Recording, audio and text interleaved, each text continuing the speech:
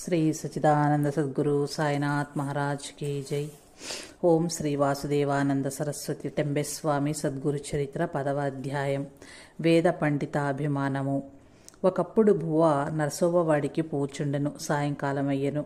ఆయన మురుగుడు అను గ్రామంలో మకాం చేయవలసి వచ్చెను. సంధ్యానుష్ఠానమునకై వారు నది దగ్గరకు పోవుచుండగా సంధ్య వార్చుకుని కొంతమంది బ్రాహ్మణులు తమలో తాము ముచ్చటించుకొనుచు ఎదురుపడిరి. బువ్వ వారిని సమీపించి ఆ దారిలోనే సాష్టాంగపడి నమస్కారం చేసిరి. బువ్వాను చూడగానే వారికి అపరిమిత ఆనందం కలిగెను. అంతటి మహానుభావుడు తమకెందుకు నమస్కారం చేసినో తెలియక వెరుగుపడుచు ఆయనను ప్రశ్నించిరి. అప్పుడు బువ్వ, విప్రౌఘ ధర్మానాత్ క్షిప్రే క్షీయంతే పాపరాశయా. వేద విధులైన వారి దర్శనము లభించిన మరుక్షణమే పాపములన్నీయు తొలగిపోవును ఇత్యాది చదివి వినిపించి ఆ బ్రాహ్మణుల అనుమానమును నివృత్తి చేసిరి. బువ్వాకు వేద పండితులపై గల అభిమానమునకు ఆయన సత్వగుణమునకు అందరూ ముగ్ధులయ్యిరి. మరునాడు ప్రాతకాలము బువ్వ ఒకరింటికి భిక్షకు పోయెను. ఆ ఇంటి యజమానురాలు బువ్వాను చూచి ఆనందాతిశయంతో చేట నిండా బియ్యం పోసుకుని వచ్చి భిక్ష మొసగబోయెను. బువ్వ ఆమెను చూచి, ఏమమ్మా, భిక్షకు వచ్చిన వారందరికీ ఇట్లే చాటెడు బియ్యం పెట్టుచుందువా?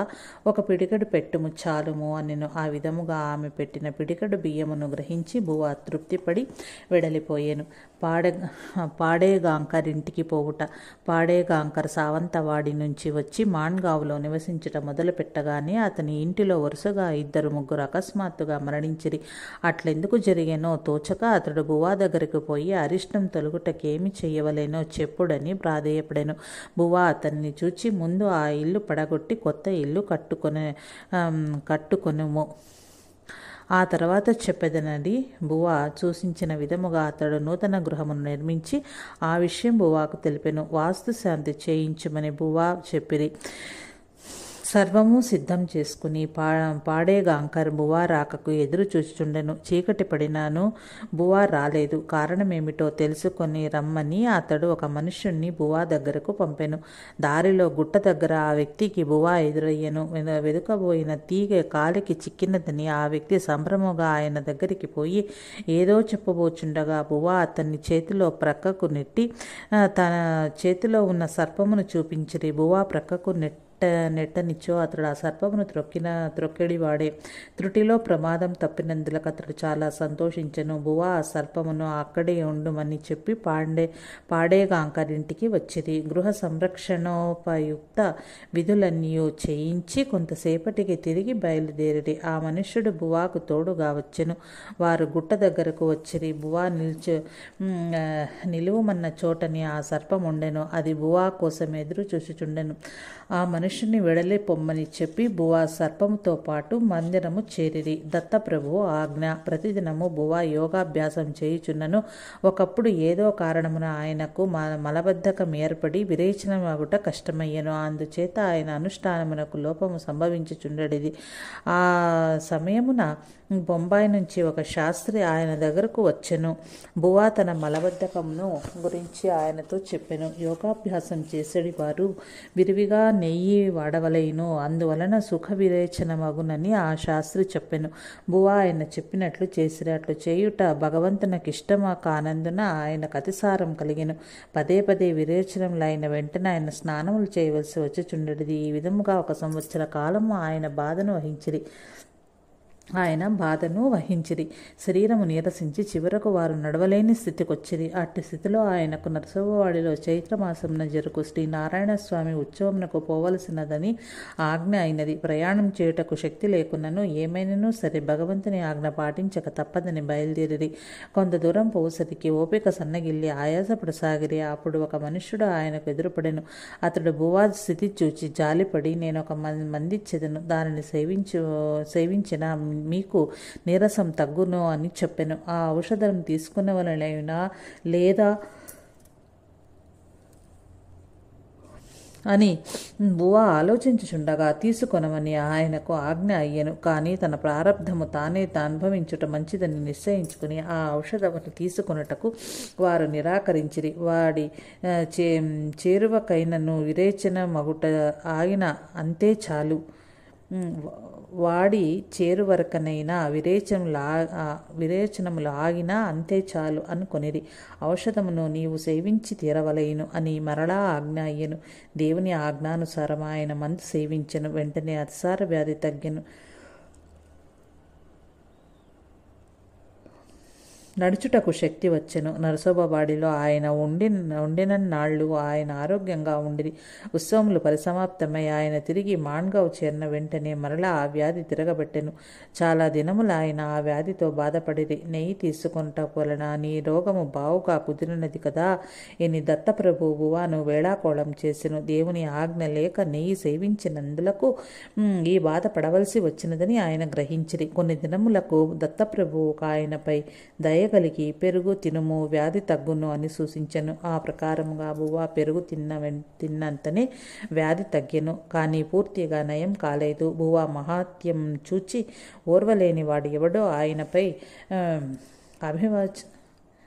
అభిచార మంత్రమును ప్రయోగించుట వలన బువ్వ ఆ బాధ పడవలసి వచ్చుచుండెను. తరచుగా కలుగుచున్న ఆ బాధ వలన ఆయన తాన యోగాభ్యాసము మానుకొనవలసి వచ్చెను. యోగాభ్యాసం చేయుటకు నీకు సామర్థ్యం లేదు.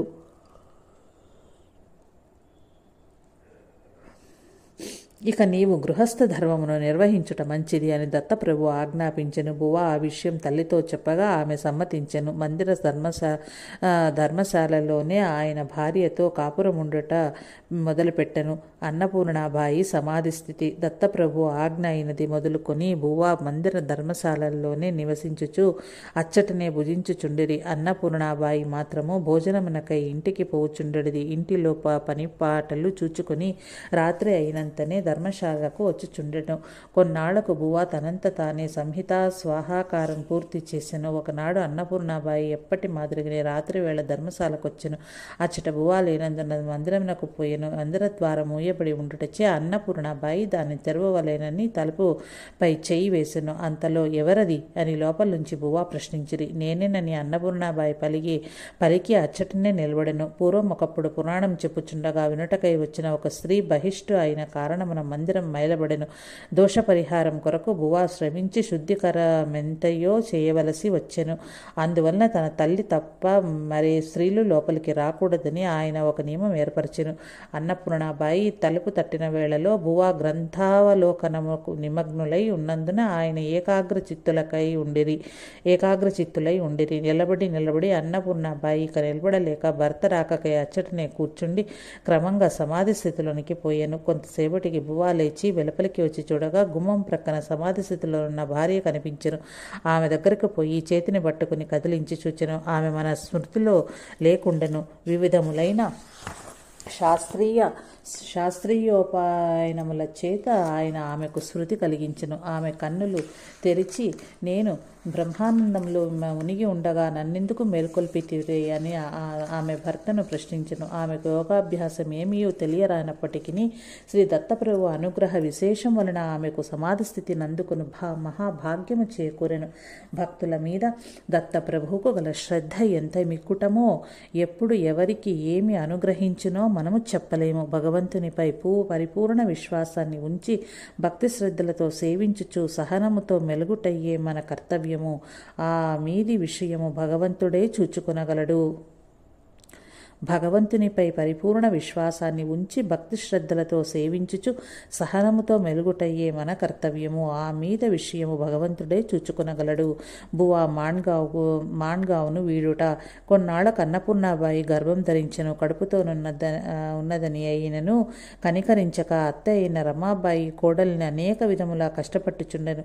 ఒకనాడు రమాబాయి కోడల్ని చూచి నీకిక్కడ సేవ చేయుటకు దాసీజనం ఎవ్వరునూ లేరు, నీ పురుడు నీవే పోసుకును అని పెద్దగా కేకలు వేసెను. ఆ మాటలు బువ్వ విని బాధపడిరి. మాన్గావుపై తనకున్న వ్యామోహం తొలగింపనించి తన భవిష్యత్ కార్యక్రమమునకై దత్తప్రభువును విట్టి నాటకములాడుచున్నాడని ఆయన గ్రహించిరి. బువా మాన్గావ్ విడిచిపోచున్నారని సావంతవాడిలోనున్న నారోపంత్కు దృష్టాంతమయ్యను. వెంటనే ఆయన మాన్గావ్ వచ్చి బువాను దర్శించి, మీరెక్కడికైనను పోవలేనని యోచించుకొనిచున్నారా అని ప్రశ్నించెను. లేదని బువా ప్రత్యుత్తమిచ్చిరి. ఆ సమాధానం వినునంతనే నారోపంత్ మనస్సు కుదుటపడి తనకు వచ్చిన స్వప్న వృత్తాంతము తెలిపి బువా దగ్గర సెలవు తీసుకుని వెడలిపోయెను. మరునాడు పూజ పూర్తి అయిన తరువాత, నీవు మాన్గావ్ విడిచిపోవలసిన సమయం ఆసన్నమైనదని దత్తప్రభువు బువాతో చెప్పెను. మీరు లోగడ చెప్పినట్లు 7 సంవత్సరముల కాలమింకను పూర్తి కాలేదు కదా అని బువా పలికెను. చాంద్రమానం ప్రకారం గడువు పూర్తి అయినదని దత్తప్రభువు చెప్పెను. బువా ప్రయాణమునకు సిద్ధపడి భార్యను సంపుష్టము తీసుకుని తల్లి ఆజ్ఞ పొందుటకై రమాబాయి దగ్గరకు పోయెను. విషయమంతయు చెప్పి భార్యా సహితంగా వెడలుటకు అనుజ్ఞగొసగమని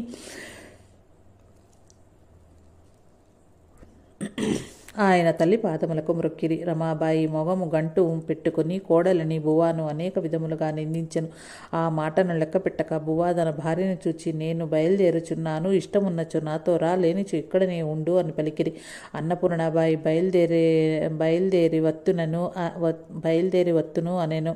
నాతో నీవు రాదలుచుకున్నచో మెడలో మంగళసూత్రం తప్ప మరేది ఉండరాదని బువా ఆజ్ఞాపించిరి. భర్త ఆజ్ఞానుసారం మా ఇల్లాలు చెవి కమ్మలు ముక్కుపుడక తీసివేసెను. 2 మూర్తులు గల పంచాయతన సంపుష్టము, 1 చెంబు మాత్రము వెంట తీసుకుని బువా బయలుదేరి. అన్నపూర్ణాబాయి తనకొక చీర, భర్తకొక ధోవతి తీసుకుని బయలుదేరను. బువా మాన్గావ్ను వదిలిపోచున్నారన్న వార్త తెలియగానే యూరి వారందరూ వచ్చి ఆయనను సాగనంపుటకై వెంబడించిరి.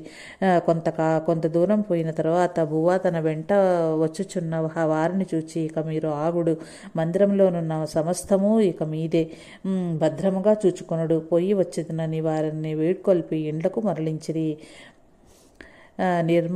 నిర్మాణ మోహజిత సంఘదోషమును ప్రమాణం ప్రకారము బువా తన సహధర్మచారిణితో మాన్గావ్ వదిలి ఉదయం 11 గంటలకు సావంతవాడి చేరుకుని నారోపంత్ ఒకడవే నిర్మించిన దత్తమందిరంలో మకాం చేసిరి. అన్నపూర్ణాబాయి నారోపంత్ గృహమునకు భోజనం చేయుటకైపోయెను.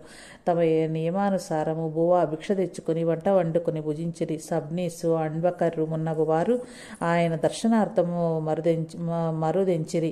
దేవతార్చన వస్తువులు భద్రపరుచుకుని నిమిత్తము నారోపంత్ ఒక కరండ అంటే వెదురు బుట్ట చేయించి బువాకి ఇచ్చెను. 1 మడిబట్ట, 1 చెంబు నారోపంత్ తల్లి అన్నపూర్ణాబాయికి ఒసగెను. ఆనాటి సాయంకాలమే బువా భార్యతో కలిసి రసోబవాడికి ప్రయాణమైరి. శక సంవత్సరం 1811 పౌష్యమాసంలో క్రీస్తు శకం 1889లో బువా మాన్గావ్ వీడిరి. ఆయన మరలా తిరిగి అక్కడకు వచ్చే అవకాశము దత్తప్రభు కలగ చెయ్యలేదు. ఎద్దుల బండి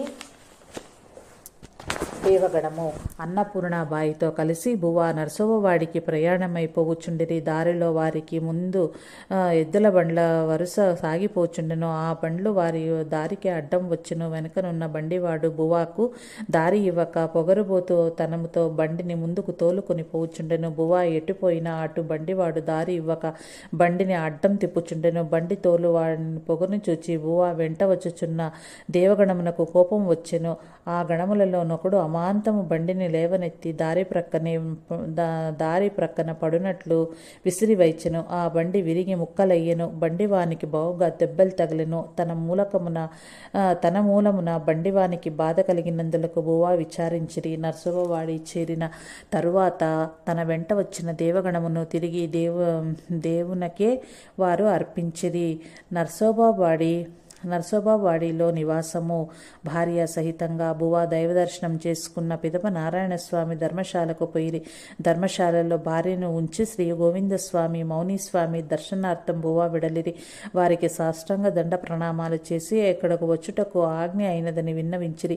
చెంబుతో పొడి భిక్ష, పై ఉత్తరీయంలో జొన్నలు భిక్ష తెచ్చుకుని చెంబులో వండుకుని తినుచు 1 సంవత్సర కాలము ఆలయంలో నుండుమని బువాకు దేవుని ఆజ్ఞ అయ్యెను. శ్రీ గోవిందస్వామి తన దగ్గర భద్రపరిచిన సాలగ్రామాలు ఉపనిషత్ గ్రంథాలు బువాకి ఇచ్చుటకు ఉద్దేశించుచున్నానని తెలిపెను. భార్య ప్రసవ సమయం ఆసన్నమగుట భావించి తర్వాత తమ చిత్తానుసారం గ్రహించగలనని బువా ఆయనకు విన్నవించిరి. ఆ తర్వాత కొల దినంలోనే అన్నపూర్ణాబాయి గోఖలే అను వారి గృహంలో ప్రసవించెను. ఆమెకు ఒక కుమారుడు పుట్టెను. ఆ విషయం తెలియగానే జాతక కర్మ చేయుటకై బువా వెళ్ళిరి. కానీ ఆ శిశువు పుట్టిన కొన్ని దినములకే మరణించినందున ఆ సంస్కార విధి ఆగిపోయెను.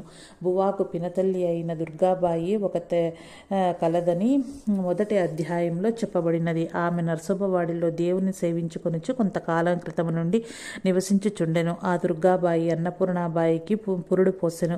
అన్నపూర్ణాబాయి ఆమె దగ్గర కొంతకాలం ఉండెను. అన్నపూర్ణాబాయికి ఆమెతో కూడా సరిపడేది కాదు. ప్రతి విషయంలోనూ దుర్గాబాయి తన అక్కగారైన రమాబాయిని వెనుక వేసుకుని అన్నపూర్ణాబాయిని సాధించుట మొదలుపెట్టెను. ప్రతి చిన్న విషయమునకు ఇరువురు వాదులాడుకొంచుండిరి. ఒకరోజు దుర్గాబాయి, అక్కడ మాన్గావులో మీ అత్తగారిని వేధించినట్లు ఇక్కడ నన్ను వేధించుకునవలేననుకున్నావేమో, అది జరగని పని. ఇట్లందరితో వివాదం పెట్టుకున్నచో ముందు నీకెట్లు జరుగుబాటగును అని మందలించెను. కొన్నాళ్లకు బువా తన భార్యను తీసుకుని వచ్చి బ్రహ్మానంద స్వామి వారి మిద్దె మీదకు మకాం మార్చిరి. అచ్చట విధి విహితముగా నిత్యము అతిథి అభ్యాగతులను ఆదరించుచు ఆయన గృహస్థ ధర్మాన్ని పాటించుచుండిరి. శ్రీ గోవిందస్వామి నిర్యాణము. ఆ ప్రకారం కొన్ని దినములు గడిచెను. శ్రీ గోవిందస్వామి వారి నిర్యాణ కాలం సమీపించెను. ఆ సంగతి గ్రహించి శ్రీ గోవిందస్వామి బువాకు దగ్గరకు పిలిచి దశోపనిషత్తులు సవివరముగా బోధించి ఆ గ్రంథములు సాలగ్రామాలు వారికిచ్చిరి. తర్వాత ఆయన జ్వరపడెను. ఒకరోజు ఆయన బువాను పిలిచి, ఉపనిషత్తులను గురించి నేను తెలిపినది ఎంతవరకు గ్రహించితివో తెలుసుకునవలెనని ఉన్నది అని చెప్పుమని అడిగెను. బువా ఆ గ్రంథమును అవలోకించుచు తాము గ్రహించిన విషయములన్నీ తెలియచేసిరి. బువా వివరించుచున్నప్పుడు శ్రీ గోవిందస్వామి వారు అచ్చటచ్చట మరికొన్ని విషయాలు వ్యాఖ్యానించి ఉపనిషద్దర్థమును సులభ గ్రాహ్యమగునట్లు సవివరముగా చెప్పి బువాను ఆశీర్వదించిరి. అంతటి బ్రహ్మనిష్ఠాగరిష్ఠులైన మహనీయులు తమకు గురువుగా లభించినందులకు బువా సంతుష్టాంతరంగులై శ్రీ గోవిందస్వామి వారి పాదపద్మములకు సాష్టాంగ నమస్కారాలు చేసి తమ గురుభక్తిని వెల్లడి చేసుకునిరి. గోవిందస్వామి వారు మరునాడు మరణించునగా ఆనాటి రాత్రి రేపటి రోజు గోవిందస్వామి వారు శరీరమును విసర్జింతునని బువాకు స్వప్న దృష్టాంతమయ్యెను. వెంటనే వారు గురువు సన్నిధికి కేగిరి. అప్పటి నుంచి క్షణమైనను వారిని విడవక భక్తితో సేవించుచుండిరి. అచంచలమైన భక్తితో తమను సేవించుచున్న ఆ శిష్యరత్నము వైపు తృప్తిగా ఒకసారి చూచి ప్రేషోచ్చారణ చేయుచు గోవిందస్వామి ప్రాణములు వదిలిరి. జీవన్ముక్తులైన మౌనీస్వామి కూడా ఆ సమయమున పామరుని వలె విలపించిరి. శ్రీ గోవిందస్వామి వారికి అంత్యక్రియలన్నీ బువా శాస్త్రోక్తంగా సాంగోపాంగంగా జరిపి ఆయన శరీరమును కృష్ణానదీ గర్భంలో సమాధి చేసిరి. మౌనీస్వామి ఆజ్ఞానుసారం బువా గోవిందస్వామి వారి ఆరాధన విధిని విద్యుక్తముగా జరిపిరి. స్వాముల భిక్ష. నరసాబవాడిలో నివసిస్తున్నప్పుడు బువాకు సన్యాసాశ్రమం స్వీకరించవలెనున్న వాంఛ ప్రబలముగా ఉండెను. కానీ అందుకు 1 సంవత్సరం గడువు ఉన్నదని దత్తప్రభువు చెప్పుటచే ఆయన ఆగవలసి వచ్చెను. గోవిందస్వామి కూడా దత్తప్రభువు చెప్పినట్లే బువాను ఆజ్ఞాపించి ఉండెను. ఒకరోజు మౌనీస్వామి బువాను చూచి, ఈరోజు స్వాముల వారెవరైనను మీ ఇంటికి భిక్షకు వచ్చుచున్నారా అని ప్రశ్నించెను. నేనెవరిని ఆహ్వానించి ఉండలేదే అని బువా పలికిరి. ఆ మాటలు విని మౌనీస్వామి, వాడిలోనున్న స్వాములందరూ ఈరోజు మీ ఇంటికి భిక్షకు రాగలరు, వెంటనే వంట ప్రారంభించు అని చెప్పెను. తక్షణమే బువా లేచి భిక్ష గ్రహించి వచ్చి వంట సిద్ధం చేసి స్వాముల రాక ఎదురు చూచుండిరి. అంతలో అర్చకులకు అశౌచం వచ్చినందున స్వాములందరూ భిక్షకై బువా గృహమునకు వచ్చిరి. మౌనీస్వామి ముందుగా తమను హెచ్చరించి చెప్పుటలో గల పరమార్థాన్ము అప్పుడు బువాకు బోధపడెను. ఉత్తర దిశకు ప్రయాణము. ఆ విధముగా బువా నరసోబవాడిలో నివసించుచుండగా ఒకనాడు ఉత్తర దిశగా ప్రయాణం చేయమని దత్తప్రభు ఆజ్ఞాపించెను.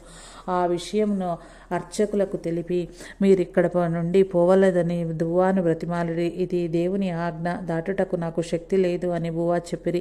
చేయునది లేక అర్చకులు మౌనీస్వామి వద్దకు పోయి ఎటులైనను బువాను ఆపుడని ప్రాధేయపడిరి. తమ ప్రయాణము కన్నీయు సిద్ధం చేసుకుని మౌనీస్వామి మౌనీస్వామిని దర్శించి సెలవు తీసుకుని పోవుటకై బువ్వ అచ్చటకు వచ్చిరి. మౌనీస్వామికి పాదాభివందనము చేసి అనుజ్ఞ నొసగుడని ఆయనను ప్రార్థించిరి. నీవెచ్చటకు పోవలైన అనుకునిచున్నావని ఆయన బువ్వాను ప్రశ్నించెను. కొల్హాపురమునకు పోవలని అనుకునిచున్నానని బువ్వా చెప్పిరి. అప్పుడు మౌనీస్వామి సరే అట్లే పొమ్ము, కానీ అచ్చట 2 రోజుల కంటే ఎక్కువ ఉండవద్దు అని ఆజ్ఞాపించెను. అది విని బువ్వా మౌనీస్వామికి తిరిగి పాదాభివందనము చేసి సెలవు తీసుకున్నప్పుడు క్షేమముగా పొందుడు అని శ్రీ స్వామి ఆశీర్వదించేనే గాని క్షేమముగా తిరిగి రండని పలకలేదు. బువ్వా అచ్చటి నుంచి బయలుదేరి దత్తప్రభువుకు ప్రార్థన నమస్కారం చేసి భార్యతో నరసోవాడి వీడిరి. కొన్ని రోజులు ప్రయాణము చేసి వారు కొల్హాపురంలోని పంచగంగా ఘట్టం చేరుకున్నారు. ఆ గ్రామంలోనున్న కుంభారస్వామి వారిని దర్శించవలననియు అన్నపూర్ణాబాయికి కోరిక కలిగిన. అంతలో ఆ స్వామియే వేగముగా బువ్వా దగ్గరకు వచ్చెను. అన్నపూర్ణాబాయి చేతిలోనున్న చెమును తీసుకుని పంచగంగలోకి దిగి జలపానము చేసి తిరిగి వచ్చి ఆ చెము మరల అన్నపూర్ణాబాయి కొసిగి ఎట్లు వచ్చెనో అట్లే ఆయన విడలిపోయెను. పిమ్మట బువ్వా సతీ సహితులై కొల్హాపుర మహాలక్ష్మిని దర్శించి ఆ గ్రామంలో 2 దినాలు ఉండిరి. అచ్చటి నుంచి బిల్లవాడి గ్రామంలోని భువనేశ్వరిని దర్శించి ఔదుంబర దత్తపాదుక దర్శనానికి బయలుదేరిరి. అచ్చటి నుంచి పండరీపురముకు వచ్చిరి. ఈ శ్రీ పాండురంగ విఠలుని సందర్శించి వెలుపలికి వచ్చినంతనే ఒక బ్రాహ్మణుడు ఆయన దగ్గరకు వచ్చి పుట్నాలు అంటే వేయించిన శనగపప్పు ప్రసాదం ఒసగబోయెను. బువ్వా ఆ ప్రసాదాన్ని తీసుకున్నట్టుకు నిరాకరించెను. అన్నపూర్ణాబాయిది ప్రసాదం ననరాదు గ్రహింపుడు అని చెప్పగా ఆయన ఆ పుట్నాలు తీసుకుని కొంగున మూట కట్టుకొనిది. నాటి రాత్రి స్వప్నంలో పాండురంగుడు దర్శనమిచ్చి కొంగున కట్టితివే కానీ ప్రసాదం ఎందుకు స్వీకరించలేదు అని అడిగెను. అది వేయించిన పదార్థం, నేను తినకూడదు కనుక స్వీకరించలేదు అని బువ్వా చెప్పెను. సరే నీ ఇష్టం అని బ్రాహ్మణ వేషంతో వచ్చిన పాండురంగమూర్తి అదృశ్యమైను. బువ్వా ఉలికిపడి లేచి ప్రసాదం కొరకు చూడగా ఉత్తరీయం కొంగులో మూటగట్టిన పుట్నాలు కనిపించలేదు. పండరీపురం నుంచి బువ్వా బయలుదేరి బార్షిలోని అంబరీష్ వరద స్వామిని సందర్శించిరి. కొన్నాళ్లు మాన్గావ్లో నివాసముండి ఆ గ్రామమునకు వచ్చి నివసించుచున్న దత్తుశాస్త్రి సాధిలే ఇంటిలో 3 దినములు ఉండిరి. బువ్వాకు దత్తుశాస్త్రి 6 రూపాయలు దక్షిణ ఇయ్యబోయెను. కానీ బువ్వా దానిని తీసుకొనలేదు. బువ్వా ఇంటిలో నుంచి బయటకు పోయిన సమయం చూచి దత్తుశాస్త్రి ఎవరినూ చూడకుండా మెల్లగా లోపలికి పోయి బువ్వా దేవతార్చన కరండాలో 6 రూపాయలు పెట్టి ఏమీయూ తెలియని వాని వలె వచ్చి వాకిటిలో కూర్చుండెను. కొంతసేపటికి బువ్వా వచ్చిరి. ఆయన ఇంటిలో అడుగు పెట్టగానే దత్తుశాస్త్రి చూచి నవ్వుచు, మా దేవునికి కూడా 6 రూపాయలు దొంగలించవలేనని ఆశ పుట్టినట్లున్నది అనిది. ఆ మాట వినగానే దత్తుశాస్త్రి తానెవ్వరికీ తెలియకుండా పరమగోప్యంగా చేసిన కృత్యము బువ్వా గ్రహించరని తెలుసుకుని వారి సర్వజ్ఞత్వమునకు ఆశ్చర్యపోయెను. ఓం నమో గురుదేవ దత్తాయ. ఓం శాంతి శాంతి శాంతి. 10వ అధ్యాయం సంపూర్ణం.